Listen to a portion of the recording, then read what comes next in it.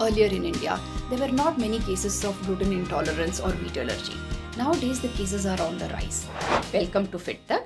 You're watching Healthy Living with Sharan. I'm Sharmila Kannan and I'm associated with Sharan as a holistic health coach. Today's topic is, what is gluten-free? Wheat, rye, barley. These grains have a protein called gluten in them. Gluten is what makes the flour, the dough, stretchy. When we make rotis, when we make bhaturas, we are aware that we can stretch the dough. That stretch is due to gluten. Now this gluten also has a component called gliadin, which sometimes in some people it reacts. If you have gluten sensitivity, celiac disease or wheat allergy, then you may report symptoms like gas, bloating, stomach pain, constipation, diarrhea, migraine, some autoimmune disorders, iron deficiency, your height is not increasing, weight is not increasing, or you feel pale or lethargic because it destroys the inner lining, the villi of the small intestine, making the nutrient absorption difficult. So you're pale and lethargic all the time. However, these symptoms may also be due to some other disease, so please get yourself checked up. Earlier in India, there were not many cases of gluten intolerance or wheat allergy. Nowadays, the cases are on the rise. This is also because of greater awareness, diagnostic facilities which are available. It could also be because of the fact that nowadays the wheat varieties that are coming in are very different from the varieties which were there, let's say 100 or 50 years back. It could also be because of that. So we have changed our lifestyle. We are also having diseases. But once you know that you are gluten intolerant or you have wheat allergy, what do you do for your daily wheat requirement, roti requirement? That is, we people in North India are heavily dependent upon our daily rotis, chapatis. How do we make them? Fortunately, we have lots of millets which are absolutely gluten-free. We have pearl millet, bajra, then finger millet, ragi, foxtail millet, kangani, kodo, which is kodra, proso, which is chena. Then you have barnyard millet also.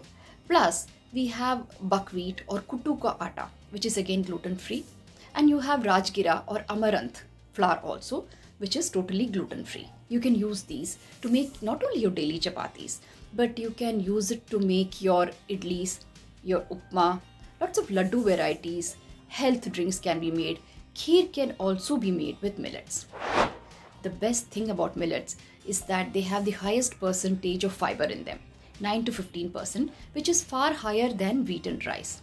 They also are extremely rich in vitamins and minerals like calcium, selenium, phosphorus, manganese, magnesium, and B vitamins.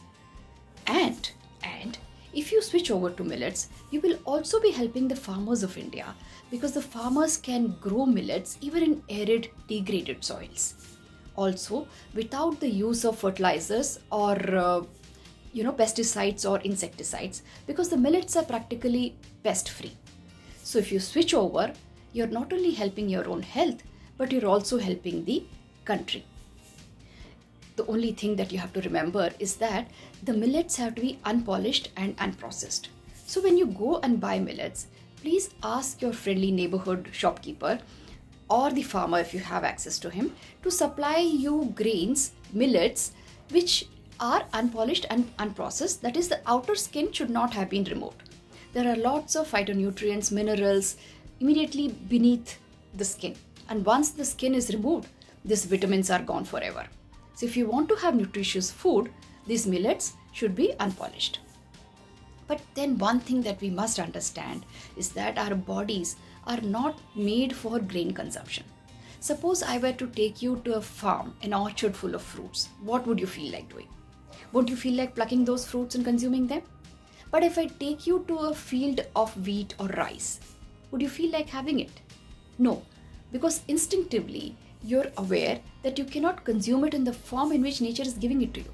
It has to go to some factory, it has to undergo some processing, and only then it can be consumed. However, knowing all this, switching over to millets, if you have gluten allergy or wheat allergy, gluten intolerance, otherwise there is absolutely no need to switch over. You can continue consuming. But if you're aware of the nutritional value of millets, or if you have these difficulties, then a switchover is not a bad option. Stay healthy, be happy. Thank you for coming to FitTak and Healthy Living with Sharan.